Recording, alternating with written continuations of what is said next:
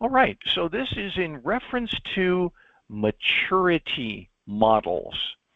Now, some of you may never have heard that before, and I fully understand that. But I noticed an update in Indeed where they had this article called "What are maturity models?" And I thought, well, this is something that we definitely don't speak about very frequently, and yet our management, your CIO, your CISO, your CEO, and even your CFO focus on this a whole lot because, and let me see, let me go to the next slide. We can, yeah, when I say maturity model, what comes to mind for you? Just anybody, feel free to unmute and share. When I say maturity model, what, how does your mind go blank, or do you have thoughts? In my ignorance, it brings to mind a security system that is robust and established, but maybe a little rigid. Okay, all right. Maturity models are typically related to organizations or teams or even the work that you do. So it could be a task, it could be a project, could be a group, or an actual company. And the reason I'm bringing this up, and I'll share this right now, my organization, my company that I was with at the time, decided that they were going to try and seek for certification in what was called the Capability Maturity Model for Integration, or CMMI. And the reason was there were certain federal contracts that said if you are going to apply for this contract, you have to demonstrate that you are at CMMI level 3 or higher. And so my company said, I think we need to get to CMMI level 3 or higher. And that began the journey for all of us. In the end, to reach CMMI level 3, you're supposed to be doing things at the corporate level, not just at the individual and not just at the team level, but everybody at the corporate level is supposed to be doing the same stuff. So maturity gets broader and broader the higher you go. You can do things individually at a lower level, but when you start getting higher and higher, your boss has to be doing it too. So just something to think about when we talk about maturity models. If you're at a, let's say there's a C-level meeting that you just happen to be sitting in on, and your CEO says, hey, we have to improve. In order to be viable in this business, we have to improve. How do you show improvement? How do you make yourselves better? And that's a constant struggle. That's a constant challenge that organizations have. Because, and again, I get back to me when I was in contracting for different companies, they not only do you have to do the work, but over time you have to demonstrate that you are improving. So that's why it says we must improve. You have to show you're improving. Well, how do you show you're improving? You do more, typically with less. So that means that you have to figure out how you would do more with less, how you would demonstrate that you have greater, and this is talking about improvement, process improvement. How do you make your processes better? And let me just ask that while we're early on in this. How would you improve a process? Let's say you've decided you're going to do, Nerman, we're going to use your switch as an example. You are doing an upgrade of all your switches in your organization. How do you improve that? How do you make sure that you are optimizing it? Oop, I used a word in process improvement. But how do you make sure that you're not just doing the work? Thoughts? Anybody? Okay.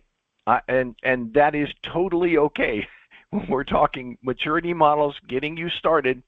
But think about this in reference to process improvement. Process improvement.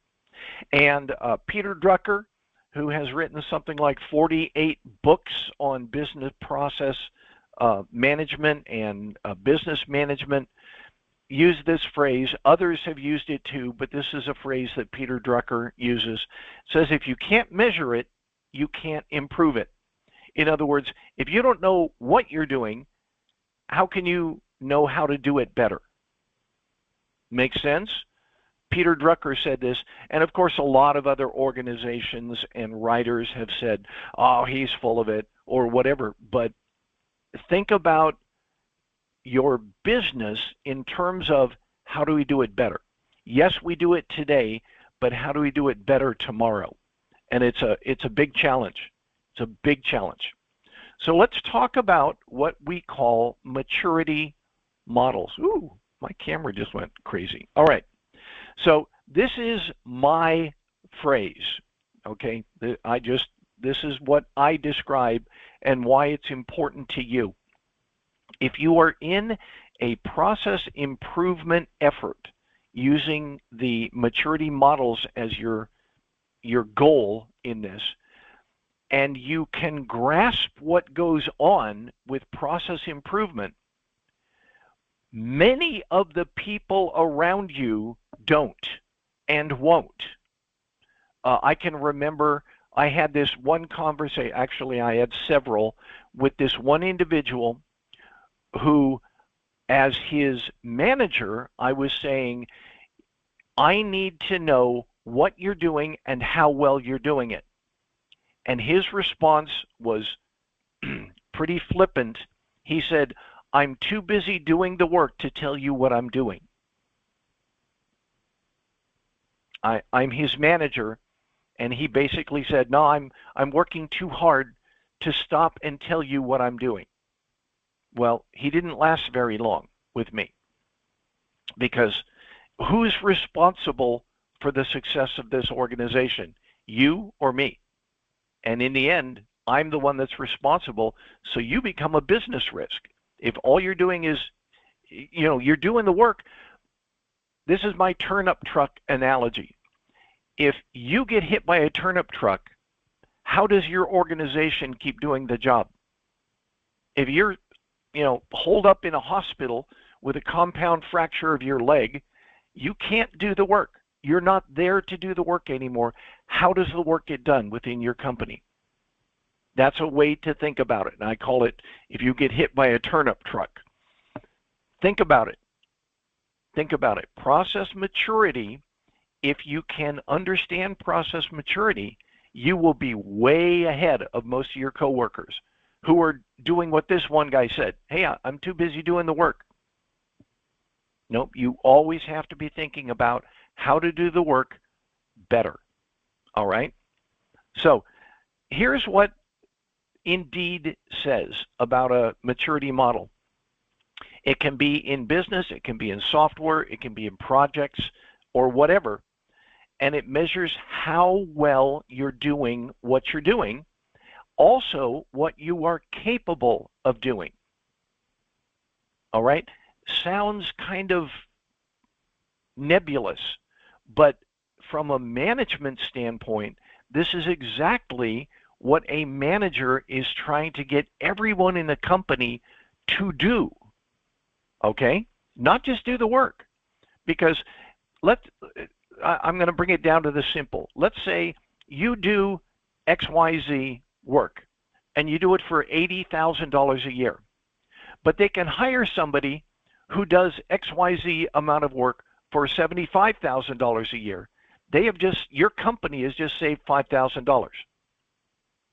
Why would they not do that? Well, you have to be able to demonstrate that you're doing it, but you're also doing it well. Okay?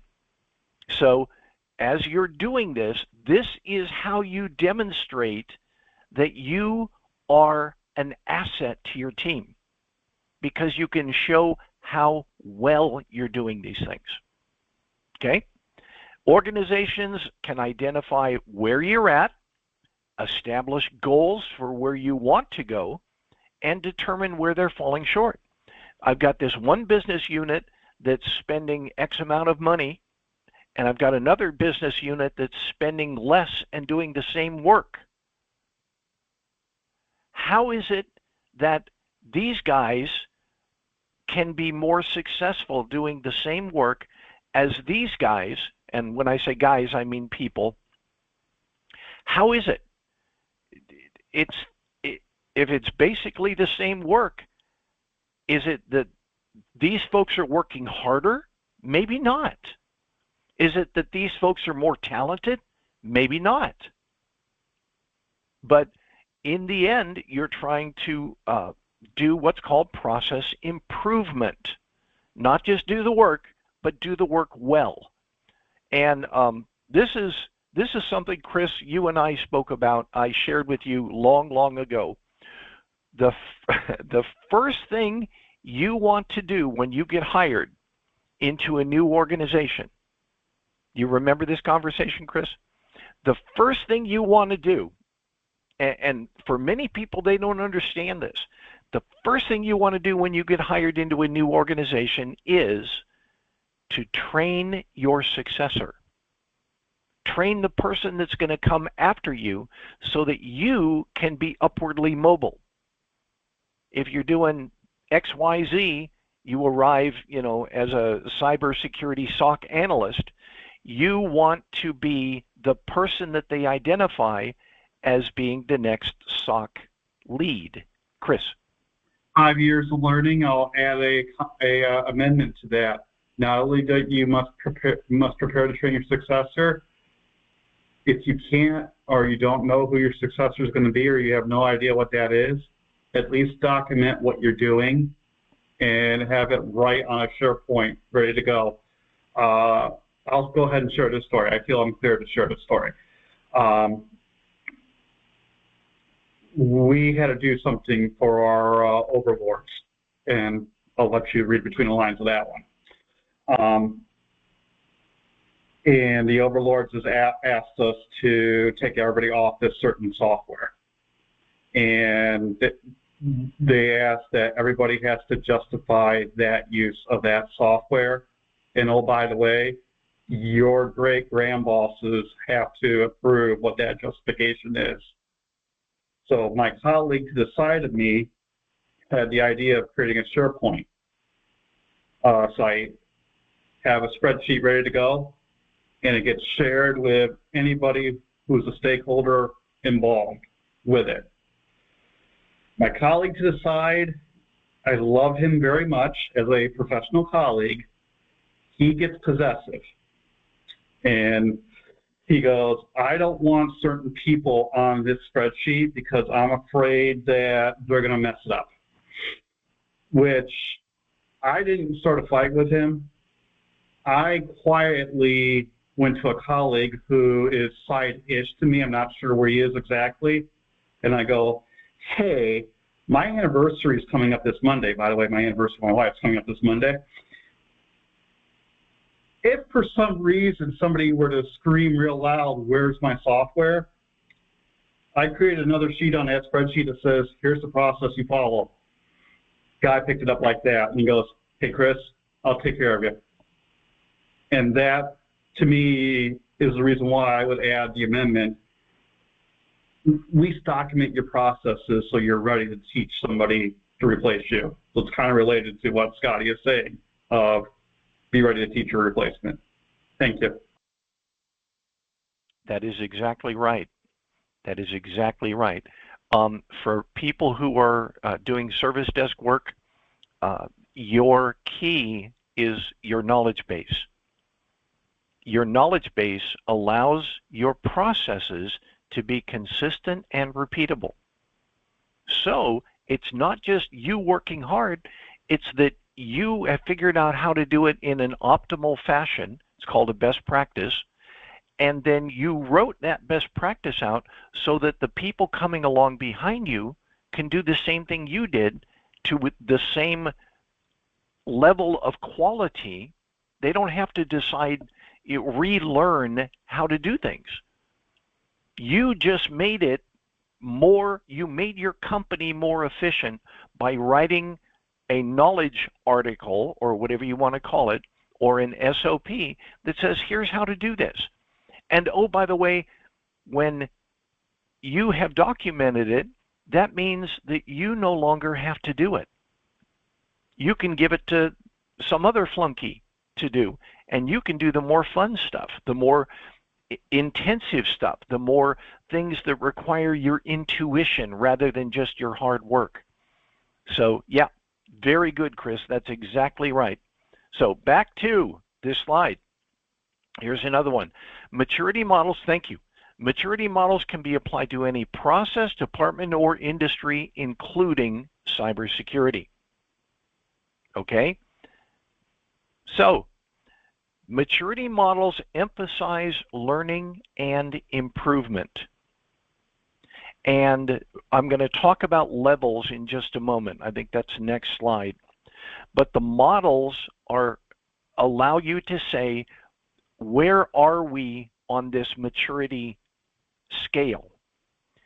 You know, are we at a level that we could consider to be a 1 or a 2 or a 3? And I'll explain those as we go on.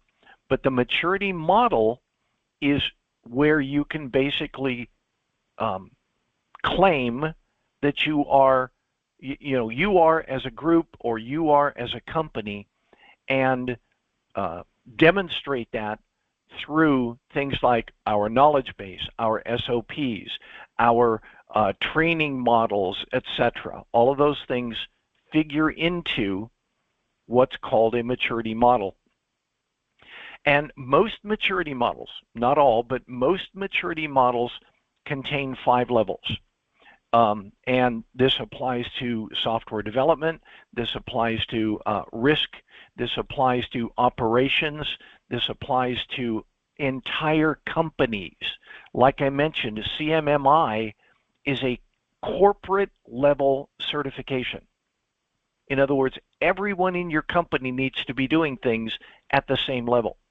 So this group over here in, Kansas City, I'll use you as an example, Joel. Kansas City, you guys are rocking. But if Boston isn't doing so well, then Boston needs to learn to do what Kansas City is doing. And you become the example.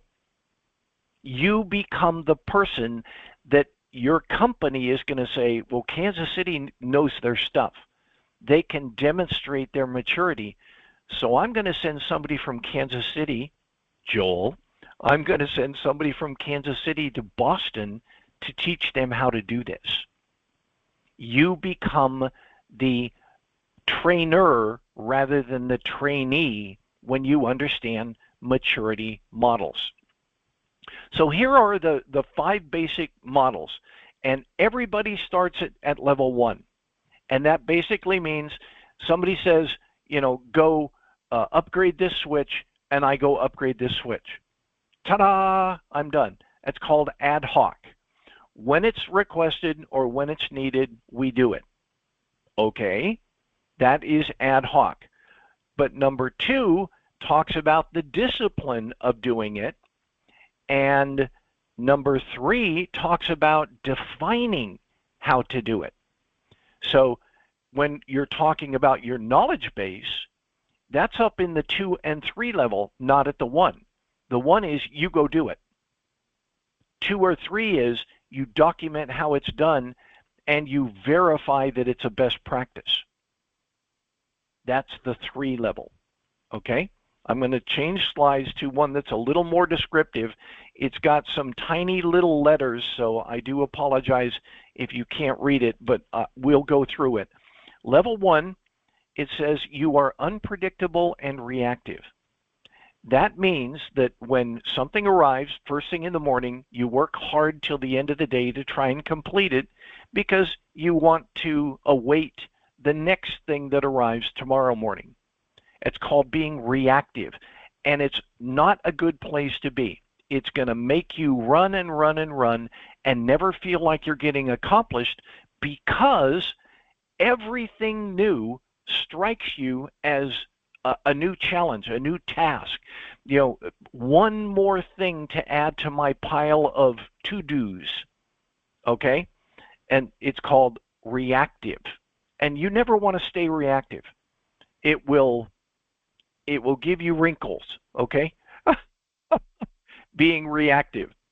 So you want to try and get to the next level, which is called managed. You're performed, but you're also measuring your performance. You're able to say, is this what we do? Yes. You know, to upgrade a switch, here are the steps to upgrade a switch. And you also control it, and you tell everybody, by the way, everyone has to follow these examples so that your organization or your team's work becomes consistent regardless of who's doing it. That's kind of a good thing to have, because then, remember I talked about the turnip truck. If you're somewhere else doing, oh, I don't know, let's say you were the Kansas City guy sent to Boston to help them with their process improvement efforts, but something needs to be done in Kansas City. You've already written how to do it, and you've tested it, and you've told your team how to do it, and they know where to go, and they can, you know, follow 1, do this, 2, do this, 3, do this. You have basically made it to where your work is consistent and can be accomplished by nearly anybody on your team. Does that make sense? So that's the managed one. 3 is defined. It's proactive. And you say, if we get a new switch in, or a new version of switch, or whatever, we've got a new appliance that's arriving, how do we make that work when we don't even know what it looks like yet? You go out and you find about the industry, you put it in place, you train your folks, and the switch arrives and they're already trained on how to use it, for example. And I'm using that as an example. But that is where you provide the guidance for everybody. You provide, you know, descriptions of best practices, and you can say, everybody use this, and so you are then at what you know of as the level 3 maturity. Okay? Then level 4, you can quantitatively manage it. You're data-driven. You come up with reports that say, here's how we're doing, and here's how well we're doing. We improved over last year because now we're doing, you know, instead of 100, we're doing 125 at the exact same amount of work. Why? Because we're automating things. We are applying process improvement to make sure we're consistently doing it, etc. Now, if you remember back at 1, they said upgrade a switch, and you went and you upgraded a switch, and you were done. But imagine doing this for 1,000 switches. You don't have to do something 1,000 times. You find a way to automate it, and you find a way to make it a best practice, and then you measure your accomplishment. That's called quantitatively managing it, and that's a level 4. All right? Level 5 is where everybody wants to be, but so few people do it. Your CEO wants you all to be at a level 5, but most CEOs don't know how to get there. Remember, we're talking about process improvement, and the best process is a process that is managed, that is repeatable, that is measurable, and you are constantly working to improve it. That is level 5. Okay, I'll read this. Organization is focused on continuous improvement. Why? You don't have to be working on how to do this anymore. You're now defining how to do this better, faster, fewer resources, lower training on your resources, etc. And of course you're like, well, won't that get me out of a job? And the answer is no, because that makes you able to take on more jobs. Your organization becomes more capable. That's a big word. You become more capable. And so you can do more work with fewer people at a lower skill level and get paid more for it. Okay? That's what management is always trying to do. You pivot and respond to opportunity and to change. Yep, maybe more money. If you are good on process improvement, you'll be the one that your management keeps. I will just tell you that. The organization's stability provides a platform for agility and innovation. It's not just the people within it, it's the entire organization. And if you get to a point of process maturity where everybody's doing, the same thing in a managed and consistent and measurable and constantly improving manner, then what's going to happen is the folks that are just working hard are going to be considered less valuable than those who are trying to improve. If I have two people and I can only keep one, the one who is focused on process improvement is the one who's going to stay. Okay? So let's move on. I want you to kind of read these, but because I have 3 pages of what process maturity looks like. But your processes are clearly outlined. You have steps, defined resolutions. You're repeatable. You can do it. Chris can do it. Brenda can do it. Nerman can do it. Joel can do it. Same thing. Why? Because we all know where to go look. We all know how to follow instructions, and we have tested and optimized that process.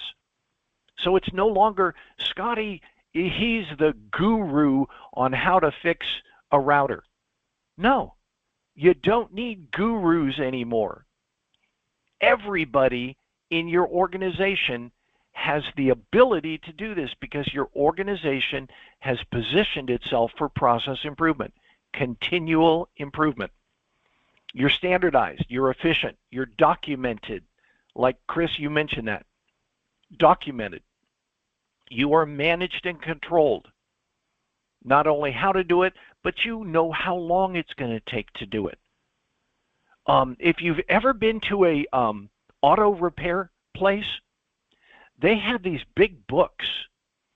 I don't know if any of you have seen this, but they have big books, and they say, if I'm driving a 1999 Buick Regal and I need to do an oil change, they'll flip this book open and it'll say a 1999 Buick Regal oil change is going to take this long.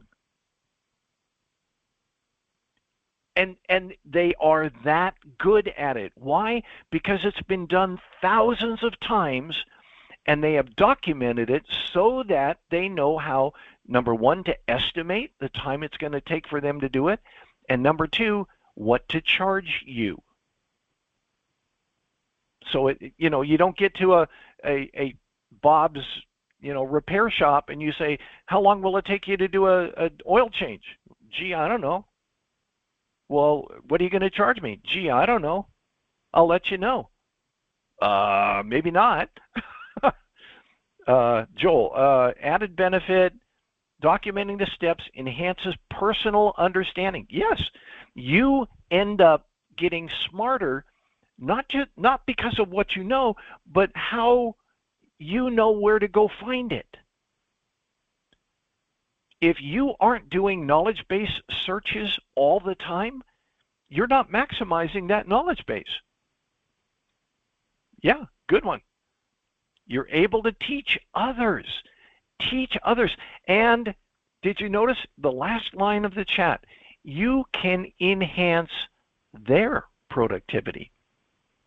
If I'm a CEO or a CISO, I've got hard workers and I've got assets. And you definitely would fall into the asset side because you make your team better. You don't just work hard. You make your team better all around you. That is massive. That is massive. Your work is optimized. Your work is predictable. You have brought in a culture. In other words, the whole organization is thinking about continual improvement. Not just how to do the work, but how to do the work better, how to do the work in a more managed fashion, and how to show that what we're doing is optimized. And if anybody thinks you have ever improved a process to where it can't be improved anymore, I've got a lesson for you. ChatGPT just threw all of those process improvement efforts into high gear. How can I make this whatever operate better? And ChatGPT could very well be what makes you marketable and another organization not so marketable. You can quote prices based on demonstrated processes, and the other folks are guessing based on their people. Yeah, fully agree, Chris. The artificial intelligence and machine learning, everything that we see with ChatGPT is a product that uses artificial intelligence, machine learning, and also another phrase you'll hear is large language models, LLM. That is what allows ChatGPT to speak to you in coherent English. So, all right, and you are automated. And you can train everybody on it. Somebody walks in the door and you can say, here's how to do the work here. Go to this knowledge base. You use the knowledge base to train with. So number one, they know where to find it. But number two, where to find everything else that goes after that. So yes, knowledge bases are absolutely key, even in cybersecurity. How do we handle these things? Your organization, whatever you're in, has to have, absolutely must have, an incident response plan in writing. And oh, by the way, they have to have practiced it. And you have to prove that you've done that. For some groups, to get jobs, to get new contracts, they have to demonstrate that they have an incident response plan and they've practiced it and they know how to use it. Okay? So this, again, I'm going back to you saw this in the first couple slides. If you can understand the maturity model, that places you at a level of your CEO. Your CEO is going to look at what you do and say, holy smokes, this person gets it. Not just you're a hard worker, not just you're really smart, not just you're intuitive and can figure stuff out, but you can make the whole company better. That is and I was sharing this with Chris. My company that I was with, called ASD, was the company name.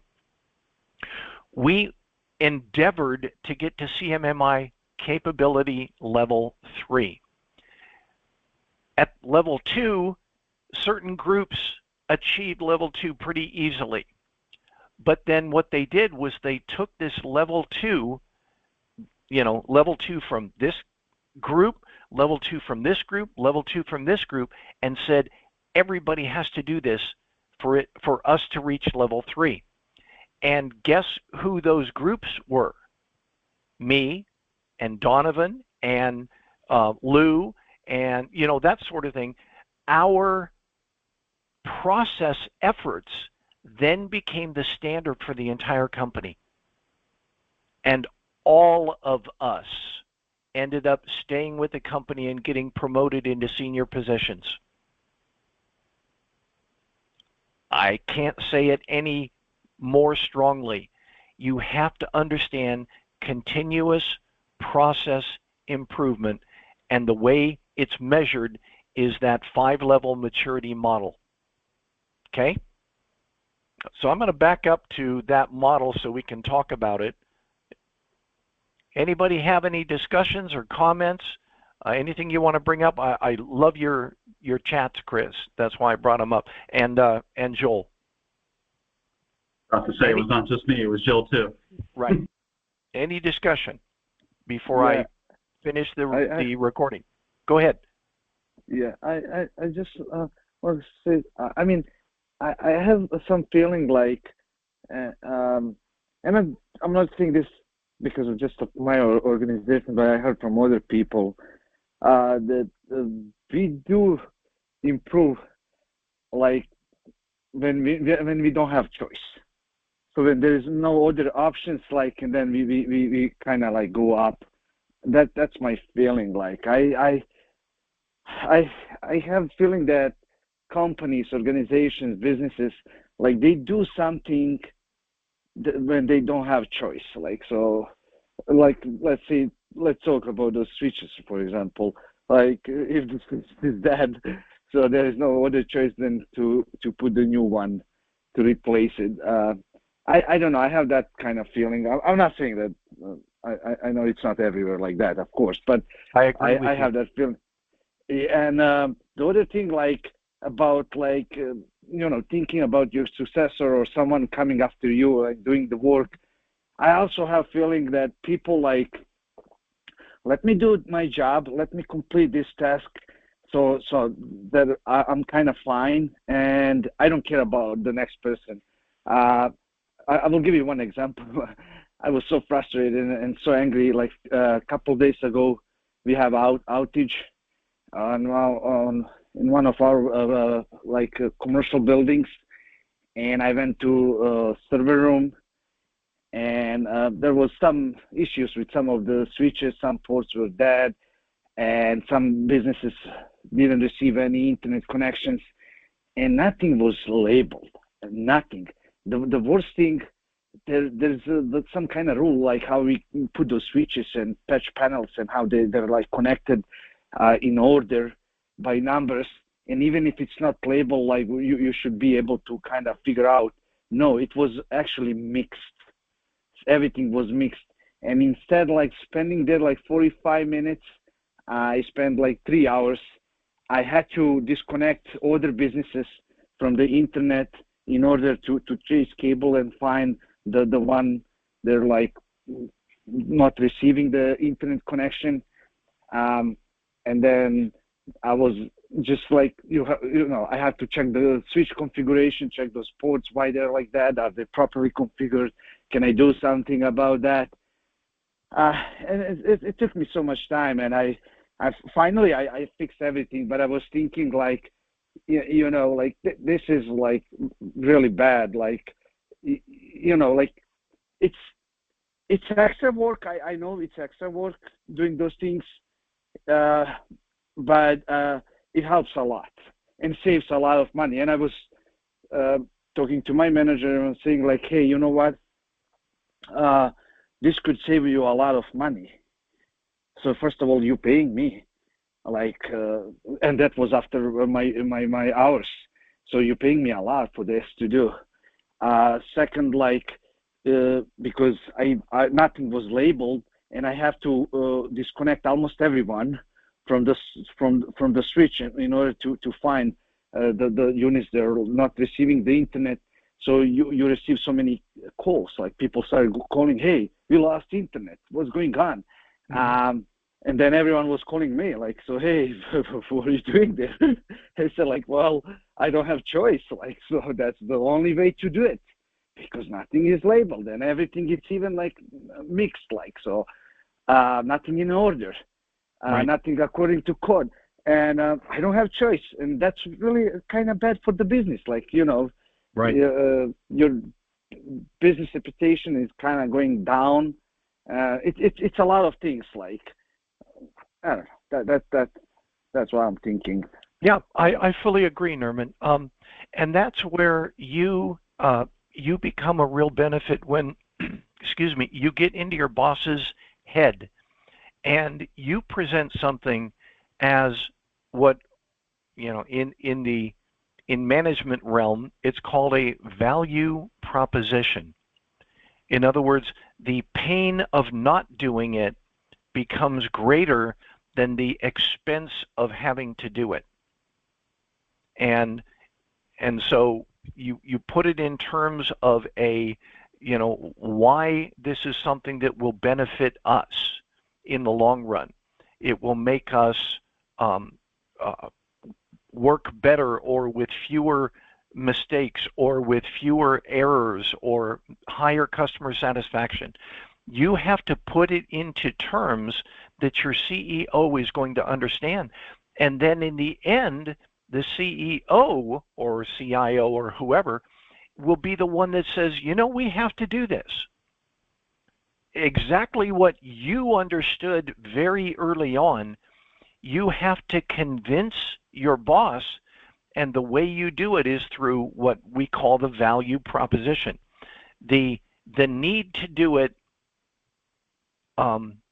is greater than the pain of not doing it. And it may take a long discussion. It may take, lots of, something goes wrong and you're standing there holding the phone going, see, this is why things need to get better. But the point of it is that you are constantly trying to feed this information to your higher ups in a palatable manner. Don't scream and yell and throw things, and put it in a business verbiage to where they understand that they really have no other choice than to enact what is obvious. And that's why, among other things, that's why I think me describing the capability maturity model, or whatever the maturity model you're talking about, is so valuable to you, because it allows you to speak in a language your CEO understands. Make sense? Yep. Okay. That's all I have for the day, guys. I'm going to quit the recording.